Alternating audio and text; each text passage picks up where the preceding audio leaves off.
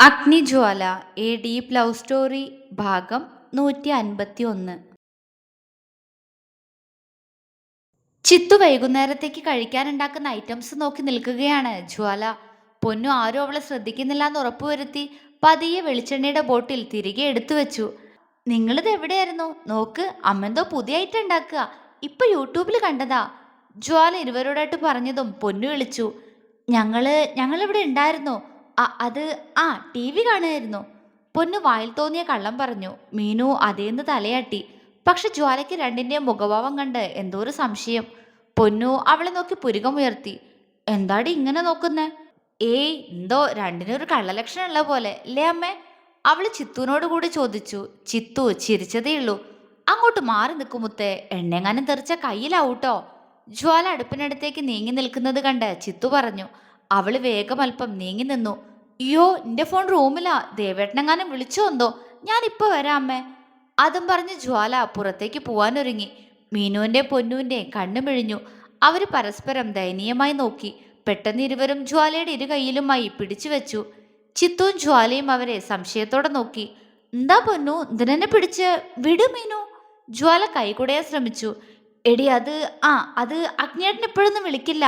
അമ്മ ഉണ്ടാക്കുന്ന കഴിച്ചിട്ട് പോയി ഫോൺ എടുത്താൽ മതി, ഇല്ലെങ്കിൽ അമ്മയ്ക്ക് വിഷമാവും.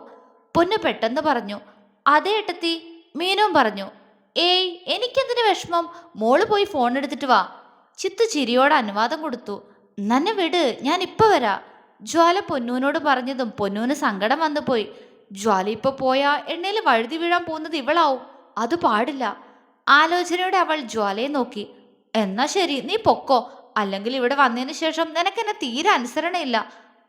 ആയിക്കോട്ടെ. പൊന്നു ഇല്ലാത്ത കണ്ണുനീർ തുടച്ചവളെ ഇടങ്ങണിട്ട് നോക്കി. മീനുവും ജ്വാലയും വാപ്പൊളിച്ചു നിന്നു. അതിന് ഞാനെന്ത് ചെയ്തു? ജ്വാലയ്ക്ക് മനസ്സിലായില്ല. മതി, അല്ലെങ്കിൽ എനിക്കെല്ലാം മനസ്സിലായി, നീ പൊക്കോ. പൊന്നു മൂക്ക് വലിച്ചു. ജ്വാല അവളെ വിഷമത്തോടെ നോക്കി. സങ്കടപ്പെടല്ലേ പൊന്നു, എന്റെ ദേവേട്ടൻ വിളിക്കും, അതുകൊണ്ടല്ലേ. അവള് പറഞ്ഞു നോക്കി. നീ പൊക്കോ, ഞാനൊന്നും പറയുന്നില്ല, പൊക്കോടി.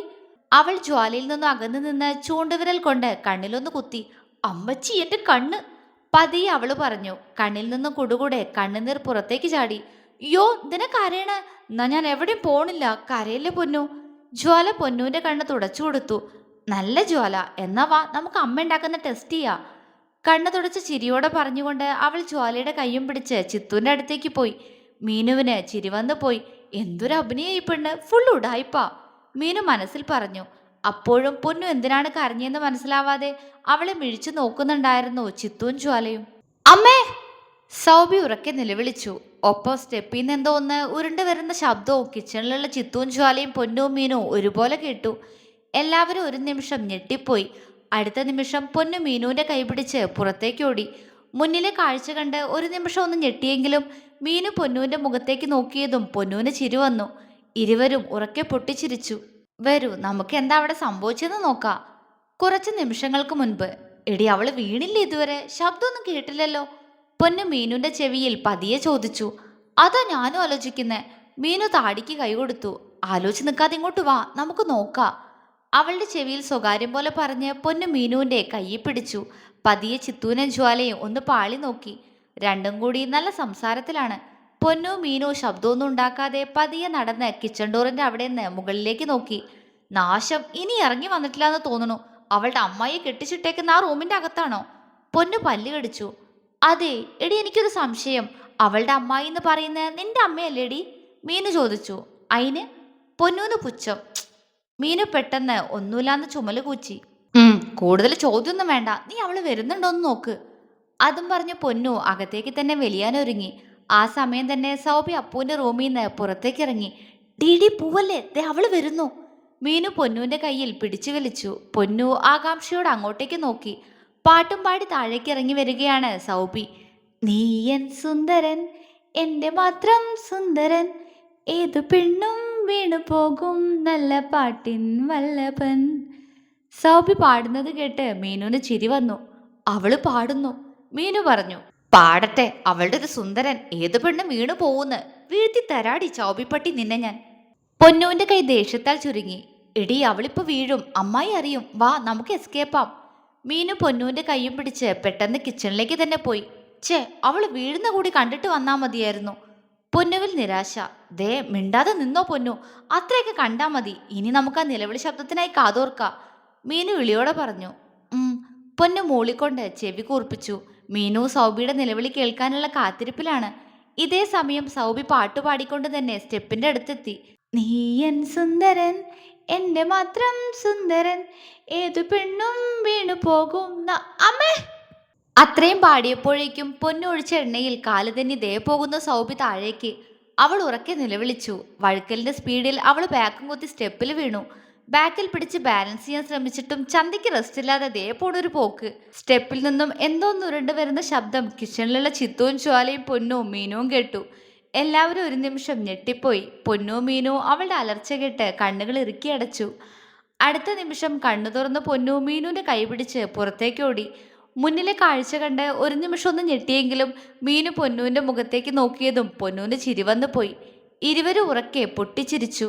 കാല് രണ്ടും രണ്ട് സൈഡിലേക്ക് അകന്ന് കൈ രണ്ടും സ്റ്റെപ്പിൽ വിരിച്ച് ഒരുമാതിരി പാണ്ടിലോറി കയറിയ തവളെപ്പോലെ ഇരിക്കുകയാണ് സൗബി. ഏകദേശം ചട്ടമ്പിനാട് സിനിമയിൽ നമ്മുടെ ദശമൂലം താമു കിടക്കുന്ന പോലെ. പിന്നെ പിള്ളേരെങ്ങനെ ചിരിക്കാതിരിക്കും? എടി നോക്കടി, അയ്യോ എൻ്റെ അമ്മേ, ഞാനിപ്പോ ചിരിച്ചു ചാവേ.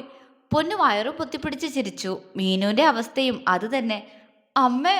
അവരെ രണ്ടിനെയും ദേഷ്യത്തോടെ നോക്കി സൗബി ഇടുപ്പിൽ പിടിച്ചുകൊണ്ട് നിലവിളിച്ചു പോയി. അവളുടെ കണ്ണുകൾ നിറഞ്ഞൊഴുകി. പൊന്നുവിന്റെ മീനുവിന്റെ ചിരി സ്വിച്ചിട്ടതുപോലെ നിന്നു. എന്റെ കണ്ണ പണി പാളിയോ? പൊന്നു ദയനീയമായി മീനുവിനെ നോക്കി. ആകെ വിരണ്ട് നിൽക്കുന്നുണ്ട് മീനു. അതേ നിമിഷം തന്നെ ജ്വാലയും ചിത്തിരയും ഹാളിലേക്ക് എത്തി. സൗബിയുടെ കിടപ്പ് കണ്ട് രണ്ടുപേരും ഞെട്ടി. അയ്യോ, എന്തു പറ്റി കുട്ടി? ചിത്തിര അവൾക്കടുത്തേക്ക് പാഞ്ഞു. കൂടെ തന്നെ ജ്വാലയും. അങ്ങനെ വേദനയിൽ കിടന്നിട്ടും താൻ കിടക്കുന്ന പൊസിഷൻ ആലോചിച്ചപ്പോ സൗബിക്ക് ചമ്മല് തോന്നി. അവൾ കൈ ഉയർത്തി അവരെ തടഞ്ഞു. ഏയ് ഒന്നുമില്ല ആന്റി, ഞാൻ ദേ എന്റെ നടുവേ. അവരോട് അത്രയും പറഞ്ഞ് ഒരുവിധം കാലടുപ്പിച്ച് വെച്ച് അവൾ അവിടെ നിന്ന് എഴുന്നേൽക്കാൻ ശ്രമിച്ചതും അടുത്തത് ദേ മീനൊഴിച്ച് എണ്ണയിൽ വഴുതി സൗബി ചന്തി കുത്തി സേഫായി മുഖം ഇടിച്ച് ഹാളിലേക്ക് ഉരുണ്ടു വീണു. അയ്യോ സൗബി! ജ്വാല അവളെ പെട്ടെന്ന് വന്ന് പിടിച്ചു. ചിരിക്കാനുള്ള സീനായിരുന്നിട്ട് കൂടി പൊന്നു മീനു സൗബിയെ ടെൻഷനോടെ നോക്കി. അപ്പോഴേക്ക് ചിത്തു അവൾക്കടുത്തേക്ക് മുട്ടുകുത്തിയിരുന്ന് സൗബിയെ പിടിച്ചു. എടി തെണ്ടി, നിന്നോട് ഞാൻ അപ്പോഴേ പറഞ്ഞതല്ലേടി നിനക്ക് കൂടിയുള്ള എണ്ണ ഞാൻ ഒഴിച്ചിട്ടുണ്ടെന്ന്.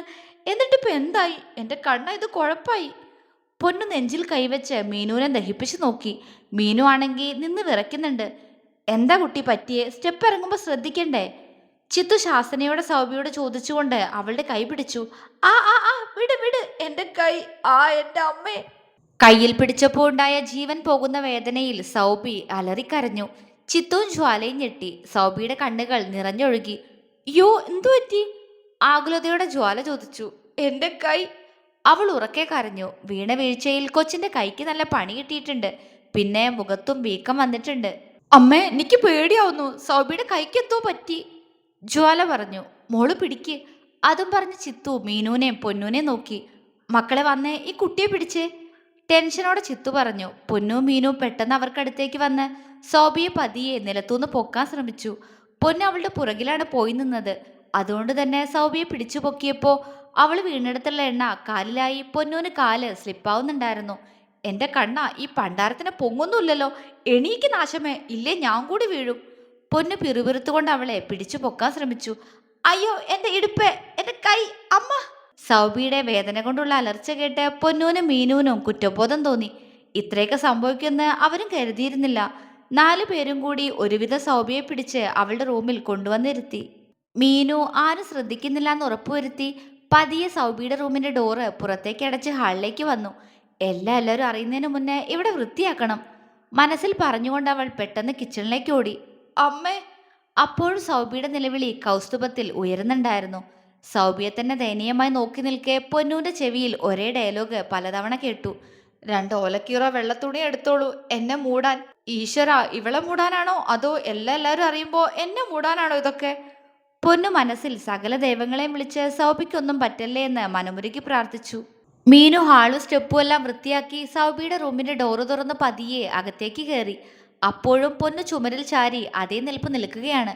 മീനു അവളെ തോണ്ടി വിളിച്ചു. എന്താടി? പൊന്നു ചോദിച്ചു. എന്തായി ഇവിടുത്തെ കാര്യം? എന്താവാൻ, ദേ കിടക്കുന്നു അലറി വിളിച്ചോണ്ട്.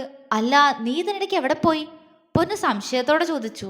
ഞാൻ അവിടെയെല്ലാം ഒന്ന് വൃത്തിയാക്കാൻ വേണ്ടി പോയതാ. ആർക്കും സംശയമൊന്നും തോന്നാൻ പാടില്ലല്ലോ. മീനു വലിയ കാര്യം പോലെ പറഞ്ഞു. പൊന്നു അവളെ അമ്പടി മിടുക്കിയെന്ന പോലെ നോക്കി. അത് മനസ്സിലായ പോലെ മീനു ചിരിച്ചു കൊടുത്തു. ആ പതുക്കെ, അയ്യോ ഒഴിയല്ലേ, എന്റെ നടു പോയി അമ്മേ. സൗബി കരഞ്ഞുകൊണ്ട് പറഞ്ഞു. പൊന്നുവിന്റെ സൗബിയുടെ നോട്ടം അങ്ങോട്ടേക്ക് പോയി. ജ്വാല അവളെ വിഷമത്തോടെ നോക്കുന്നുണ്ട്.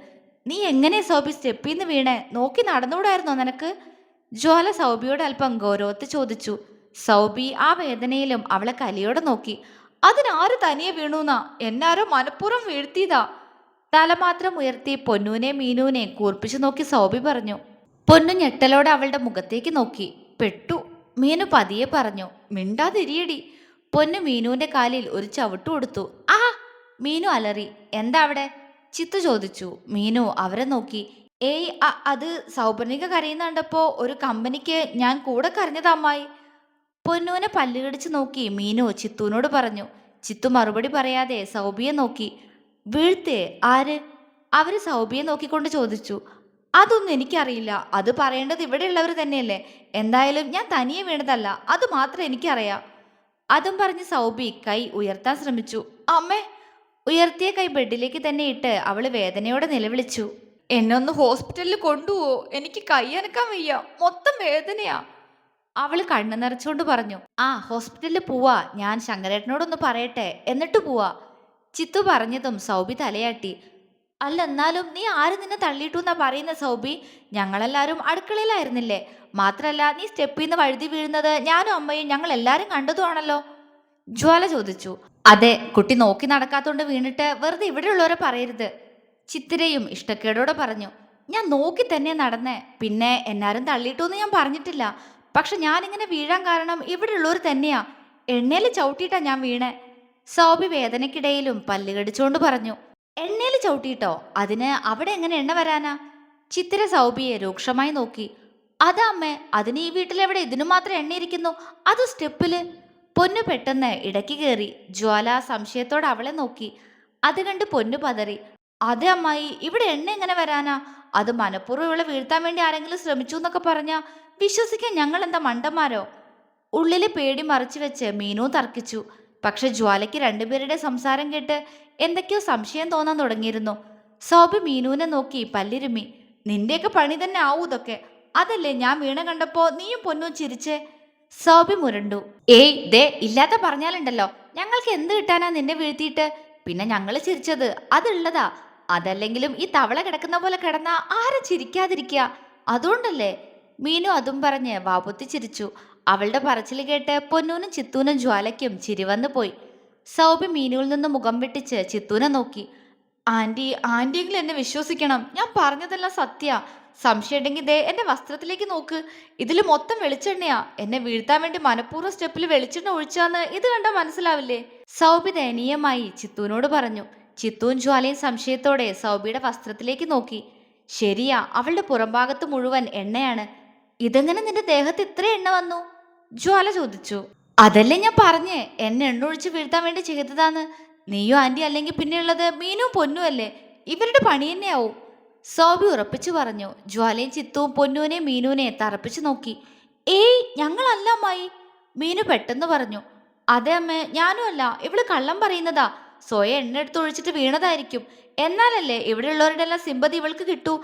അതിനു വേണ്ടിയിട്ട് ഒരു കള്ള എണ്ണക്കഥയും കൊണ്ട് വന്നേക്കാ പെണ്ണ്. പൊന്നും കള്ളം പറഞ്ഞു. പക്ഷെ ജ്വാലയും ചിത്തുവും അതങ്ങോട്ട് വിശ്വസിച്ചിട്ടില്ല.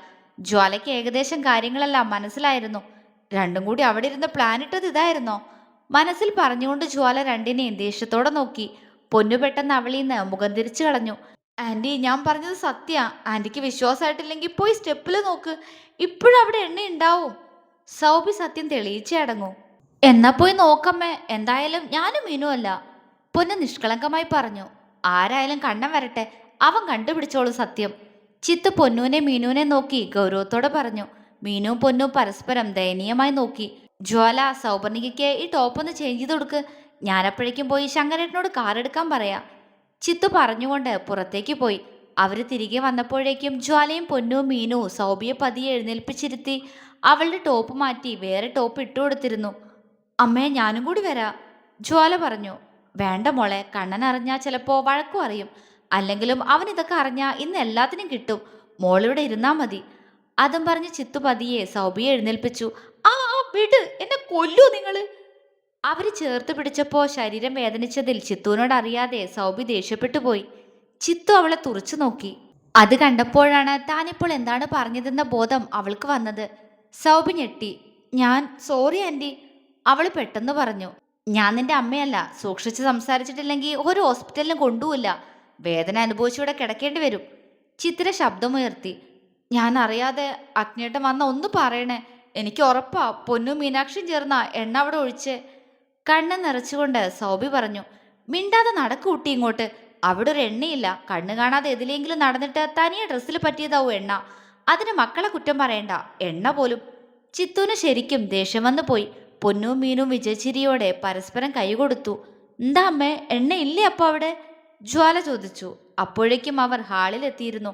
എവിടെന്ന്? അവിടെ എങ്ങും എണ്ണയില്ല. ഈ കുട്ടി കള്ളം പറഞ്ഞതാ. നടക്കങ്ങോട്ട്. ചിത്തിര സൗബിയെ ശ്രദ്ധയോടെ പിടിച്ച് പുറത്തേക്ക് നടക്കാൻ ഒരുങ്ങി. അയ്യോ ആന്റി, അവിടെ എണ്ണയുണ്ട്. ഞാൻ അതിൽ വഴുതിയല്ലേ വീണേ. ഒന്നുകൂടെ നോക്കുവോ?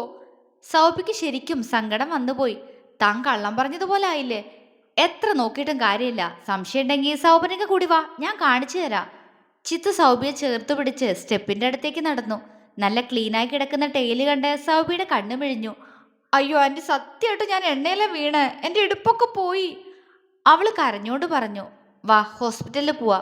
അതും പറഞ്ഞുകൊണ്ട് ചിത്തു അവളെ കാറിന്റെ പുറകിലെ സീറ്റിലേക്ക് കയറ്റിയിരുത്തി. അയ്യോ എൻ്റെ അമ്മ. വേദനയോടെ സൗബി കരഞ്ഞു. ചിത്തു പുറകിലേക്ക് തിരിഞ്ഞു നോക്കി. ഒന്നും അറിയാത്ത പോലെ നിൽക്കുന്ന മീനുവിനെ പൊന്നൂനെ ചിത്തു തറപ്പിച്ചൊന്നു നോക്കി. കണ്ണൻ ഇങ്ങോട്ട് വരട്ടെ കേട്ടോ, എല്ലാം അവൻ പറയിപ്പിച്ചോളൂ രണ്ടിനെയും കൊണ്ട്. ഗൗരവത്തോടെ പൊന്നൂനോടും മീനുവിനോടും പറഞ്ഞ് ചിത്തു കാറിലേക്ക് കയറി. ശങ്കരേട്ടൻ കാർ മുന്നോട്ടെടുത്തു. പണി ആയടി, അഗ്നേട്ടൻ വന്നാൽ ശരിയാക്കും നമ്മളെ, പൊന്നു പറഞ്ഞു. അതെ, ഒന്നും വേണ്ടായിരുന്നു. മീനുവിനും അങ്ങനെ തോന്നി. പൊടി തിണ്ടി, നീ ഒറ്റ ഒരുത്തി കാരണ ഇവിടെ എത്രയൊക്കെ ഉണ്ടായേ. അവളുടെ ഒരു വ്യാസേട്ടൻ അങ്ങനെ ജസ്റ്റ് ഒന്ന് വായി നോക്കിന്നല്ലേ ഉള്ളൂ. അവള് കെട്ടിയിട്ടൊന്നുമില്ലല്ലോ. എന്നിട്ട് അവളുടെ കോപ്പില് പ്രതികാരം. പൊന്നു മീനുവിന്റെ കയ്യിലടിച്ചു. എടി എടി, ഇപ്പൊ കുറ്റം ഫുള്ള് എനിക്കായോ? ഞാൻ ഇത്രയൊന്നും കരുതിയിട്ട് കൂടിയില്ല. അതിനിടയിൽ നിന്റെ പ്രതികാരം കൂടി വന്നതുകൊണ്ടാ ഇങ്ങനെയൊക്കെ ഉണ്ടായേ. നന്നായി, അഗ്നേട്ടൻ വരട്ടെ. അവിടെ എണ്ണ ഒഴിച്ചതിനും അവളെ വീഴ്ത്തിയതിനും രണ്ടിനും കിട്ടും. അപ്പൊ പഠിച്ചോളും നീ. മീനു പൊന്നുവിന്റെ കവിളിൽ ദേഷ്യത്തോടെ തട്ടി. പൊന്നു മീനുവിൽ നിന്നും മുഖം തിരിച്ചു. മീനു അതുപോലെ തന്നെ ചെയ്തു. അപ്പോഴാണ് ഇരുവരെയും നോക്കി നെഞ്ചിൽ കൈകെട്ടി നിന്ന് ദേഷ്യത്തോടെ നോക്കുന്ന ജ്വാലയെ പൊന്നുവും മീനുവും കണ്ടത്. ഈ പൊന്നു അവളെ നോക്കി ഇളിച്ചു കൊടുത്തു. ജ്വാലേട്ടത്തി, ഞാൻ. മീനു എന്തോ പറയാനൊരുങ്ങി. നിങ്ങൾ രണ്ടാളും ചേർന്ന് ഇത്രയൊക്കെ ചെയ്തെന്ന് മനസ്സിലായി. പക്ഷെ സ്റ്റെപ്പിൽ നിങ്ങൾ ഒഴിച്ച എണ്ണ എവിടെ? ഗൗരവം ഇടാതെ ജ്വാല ചോദിച്ചു. എനിക്കറിഞ്ഞൂടാ. പൊന്നു കൈമലർത്തി. അത് സൗബി റൂമിലാക്കിയ സമയമായതുകൊണ്ട് ഞാൻ പോയി വൃത്തിയാക്കി. ഏട്ടത്തി പ്ലീസ്, അഗ്നേട്ടനോട് ഒന്ന് പറഞ്ഞ് ഈ പ്രശ്നം സോൾവ് ആക്കി തരണേ. മീനു ജ്വാലയുടെ കൈ പിടിച്ചു. ജ്വാല ആ കൈ കുടഞ്ഞെറിഞ്ഞു. നല്ല കാര്യായി. ഞാൻ രണ്ടിനോട് അപ്പം തന്നെ പറഞ്ഞതല്ലേ ഒന്നും വേണ്ടാന്ന്. എന്നിട്ട് കേട്ടോ, ഇനി കിട്ടാനുള്ളതൊക്കെ വാങ്ങിച്ചോ. ഞാൻ എന്തായാലും ഈ ഒരു കാര്യത്തിന് വേണ്ടി ദേവേട്ടനോട് സംസാരിക്കില്ല. അതും പറഞ്ഞ് ജ്വാല അകത്തേക്ക് നടന്നു. നന്ദി വേണോടി പട്ടി, പൊന്നു വിളിച്ചു പറഞ്ഞു. ഈ ഒരു കാര്യത്തിൽ എനിക്ക് നന്ദിയില്ല. നിങ്ങൾക്ക് കിട്ടാനുള്ളത് നിങ്ങൾ തന്നെ വാങ്ങിച്ചോ. ഞാൻ പറഞ്ഞ അനുസരിക്കാത്തോണ്ടല്ലേ. എന്തായാലും ഞാൻ കൂടി ഇതിലിടപെട്ട് ദേവേട്ടന്റെ കയ്യിൽ നിന്ന് വഴക്ക് കേൾക്കുന്ന എന്തിനാ? എനിക്ക് വയ്യ, അനുഭവിച്ചോ. രണ്ടിനെ പുച്ഛിച്ചുകൊണ്ട് ജ്വാല അകത്തേക്ക് പോയി. ഇനി നമ്മൾ എന്ത് ചെയ്യും മല്ലയ്യ? പൊന്നു മീനുവിന്റെ തോളിലേക്ക് ചാഞ്ഞു. എന്ത് ചെയ്യാൻ, കിട്ടാനുള്ളതെല്ലാം വാങ്ങിക്കന്നെ. മീനു ഒരു നെടിവീർപ്പോടെ പറഞ്ഞു. പൊന്നുവിന്റെ മുഖം ദയനീയമായി. തുടരും.